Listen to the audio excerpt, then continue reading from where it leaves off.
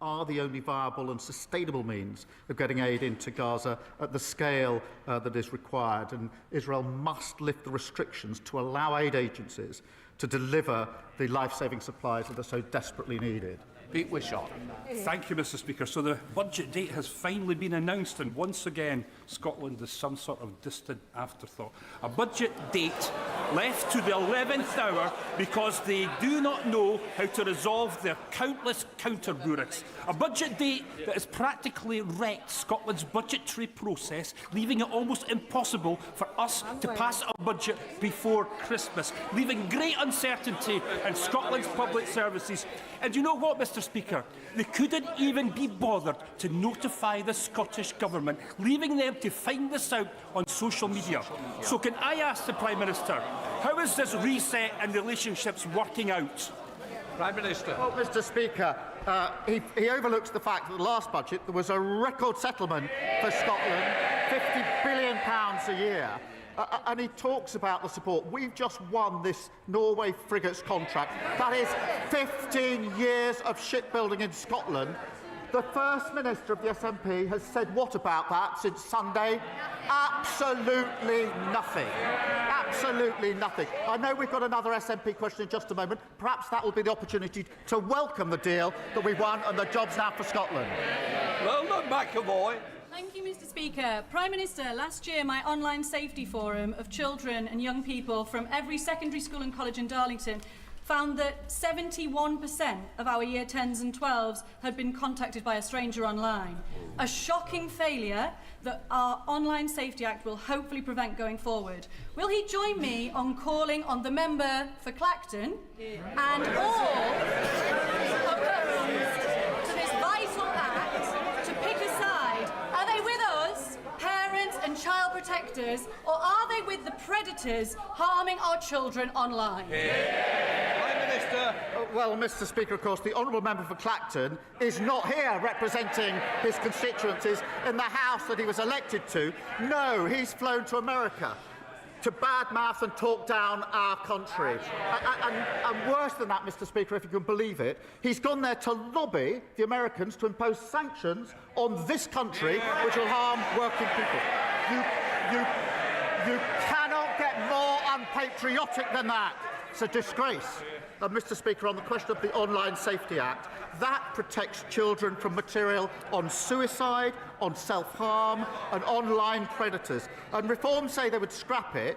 When their leader was asked, well, what would you replace it with? His answer, there needs to be a tech answer. I don't know what that is. Well, you can't run a country on don't know answers. Dr. Kieran Mullen. Thank you. Mr Speaker, I'm sure like me you got to enjoy everything UK hospitality has to offer over the summer, and 15 local pubs received nominations as part of my Community Pub Awards. I visited places like the Bull Inn in Battle, the Castle Inn in Pevensey, the Swan Inn in Darlington, the New Inn in Westfield and Sidley Working Men's Club.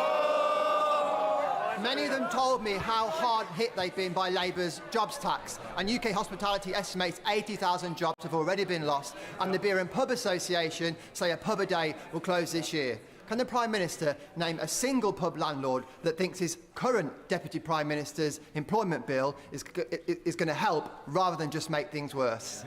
Prime Minister. Well, I hope he paced out the visits to all those pubs and didn't do them all in one go. But look, UK Hospitality has welcomed our small business plan, and that obviously applies to pubs. Yes, they have. And the reason is because it permanently lowers the business rates that they pay, and it tackles late payments, something they've been asking for a very, very long time. They talked about fixing this, but they never delivered. We're delivering. Katrina Berry. Thank you, Mr Speaker. My constituents have endured 4 major fires in recent months across our community, including the devastating destruction of Cumbernault's iconic St Mungo's Church. Yet the Scottish Fire and Rescue Service is consulting on downgrading Cumbernauld Fire Station, increasing response times and putting lives at risk. Can I ask the Prime Minister to make representation to the Scottish Government to not risk lives with cuts to our vital emergency services? Prime Minister. Well, I think the whole House is sorry to hear about the awful fires that her constituents have faced, including the destruction of St Mungo's. And I know just how important that church was, Mr Speaker, to the local community. The Scottish Government have received the largest settlement in the history of devolution. That's £50 billion a year. That should be focused on the issues that matter to her constituency. And I will take this up and make sure that we raise it with the Scottish Government. Stephen Gaffins. First of all, I will refer to my comments earlier in the week since the Prime Minister's research isn't up to scratch. Mr Speaker, George Reid, who was a former presiding officer of the Scottish Parliament and an MP, passed away over the summer.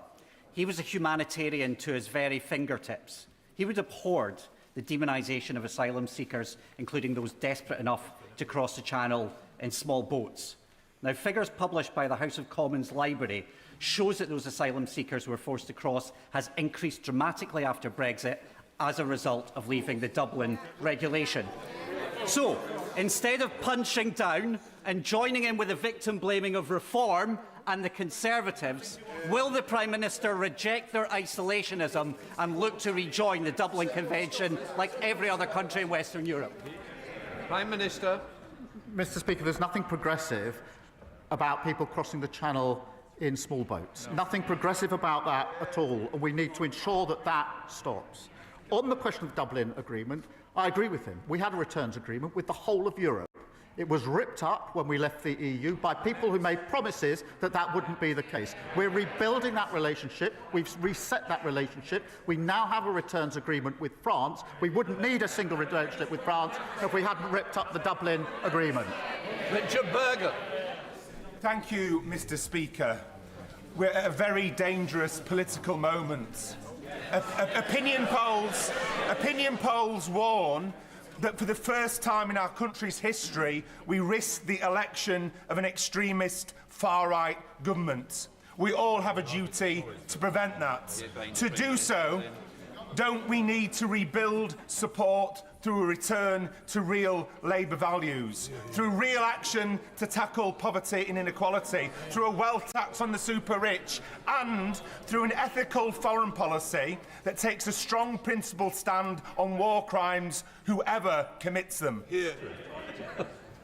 Mr Speaker, look, we do stand at an important moment. We can have the politics of renewal under this government or the politics of grievance from reform, who do not want to fix the problems. They want the grievance to continue because the last thing they want is improvement in the lives of working people in this country, because they feed off the problem and the grievance being there. That's the difference. Sir Julian Lewis. Admiral Lord West was head of the Royal Navy, Chief of Defence Intelligence and a Labour Security Minister, and currently sits on the Intelligence and Security Committee. So when he writes in the national press denouncing what he calls the disgraceful decision to hand over ownership of the Chagos archipelago, adding that he does not accept that the move is, quotes, absolutely vital for our defence and intelligence as the Prime Minister claims, should we rely on his professional judgment or not? Minister. I have the misfortune to disagree with him. Thank you, Mr Speaker. New mums and dads in my constituency of Lowestoft tell me that one of the things they worry about the most is whether they can afford the childcare they need to be able to go back to work. That's why it's great parents will be able to save up to £7,500 a year on nursery fees thanks to this Labour government. Does the Prime Minister agree with me that investing in childcare is not only important for tackling the cost of living crisis, but also helps to remove barriers to deciding to have children in the first place? Prime Minister. Well, I thank her for raising this, and I was very proud on Monday to make the announcement about childcare. As she rightly says, it saves not just on average £7,500 for families in a cost of living crisis, but also, crucially, this is from 9 months, Mr Speaker, to 4 years. We know that under the last government, there's this disparity at age 4 between children arriving at reception, some barely out of nappies, others quite articulate. That locks in inequality for life. I'm really pleased that this measure that we've now taken on Monday unlocks that and makes sure every single child age 4 gets to the starting line in reception with a fair chance of going as far as their talents will take them. Ellie Challenge. Thank you, Mr Speaker. While the Conservative Party deludes itself with the myth of endless fossil fuels, the rest of us know just how ridiculous and reckless that is. Extracting more oil and gas from the declining North Sea will do nothing to protect energy security or jobs. Now, the Prime Minister himself has stated that climate action is at the heart of his government's mission for the protection and prosperity of Britain and the world. So with a decision finally looming on the Rosebank oil field, will the Prime Minister prove his words mean something and finally put an end to this climate-wrecking project? Prime Minister. Well, Mr. Speaker, I did notice that the Leader of the Opposition went to Scotland, I think, this week to announce that if she ever became Prime Minister, which is extremely unlikely, that she would pull down £50 billion of investment in renewables in Scotland. This is good, secure jobs of the future. Absolutely reckless behaviour. They haven't learned anything. But, I mean, the Greens, of course, have got a new leader, unfortunately for her. And we can now see what they really stand for. Withdrawal from NATO at a moment like this, totally unfunded spending that would blow up the economy. They would block all planning proposals. And they've now got a leader who's made, to say the least, some very strange comments about women. There is only one party delivering fairness and tackling the climate crisis, and that's the Labour Party. Alex Selby.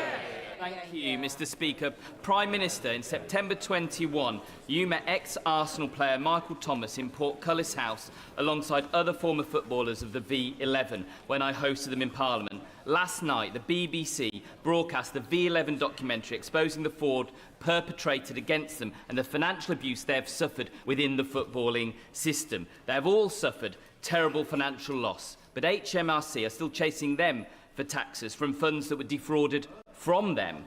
Prime Minister, will you meet Michael Thomas and other players with me to see how we can protect victims of fraud and instead go after the perpetrators of fraud?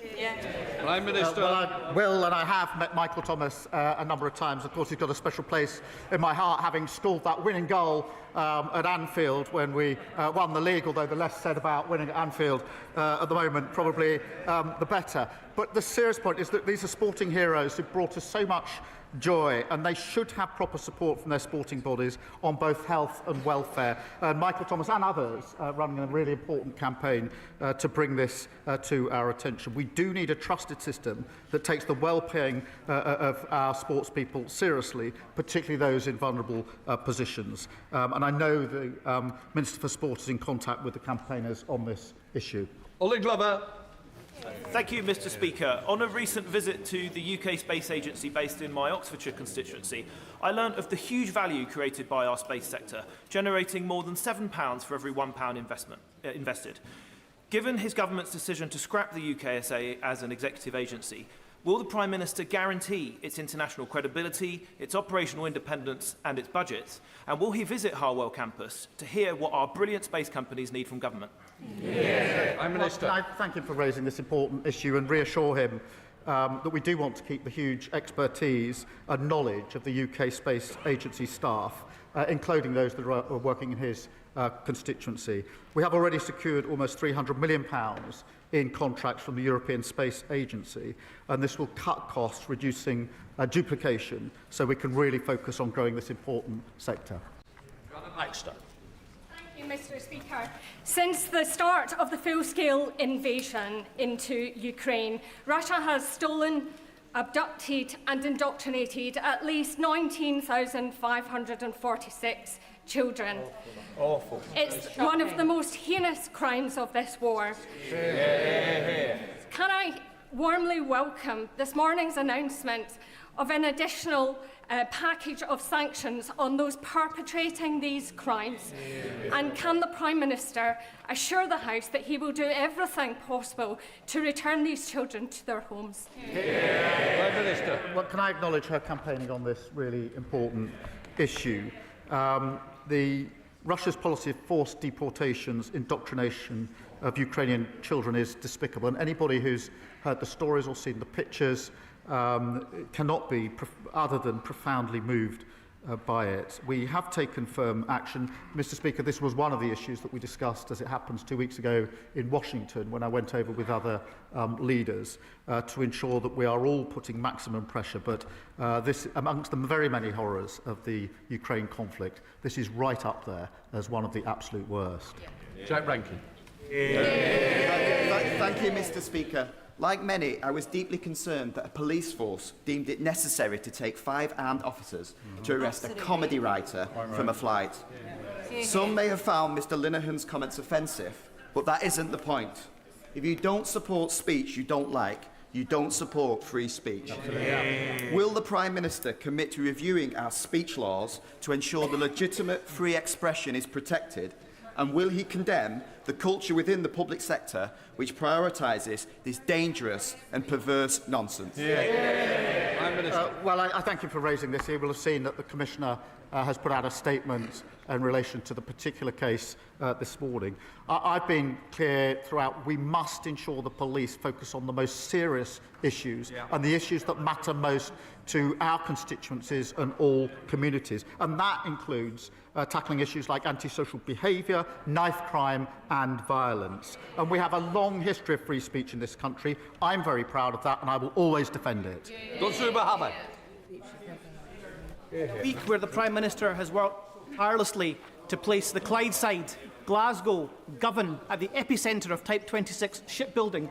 Is he perplexed, as I am, at the radio silence from the SNP and the contempt the SNP continues to show for the defence sector? And does he agree with me that that contempt is a contempt for jobs, it's a contempt for growth, and it's an 18-year-long contempt for Scotland? Prime Minister. Well, Mr. Speaker, I am perplexed that the First Minister has not welcomed this. This is a massive deal for Scotland. It's 15 years of shipbuilding. I would have expected the First Minister to be holding a press conference to celebrate what we've done in relation to this deal. Those 15 years of shipbuilding, Mr. Speaker, are extremely important to Clyde and very other industries, and they are a reflection of the professionalism and dedication of workers in Scotland that they've shown over many, many years. And I would urge the First Minister to come forward and welcome this deal.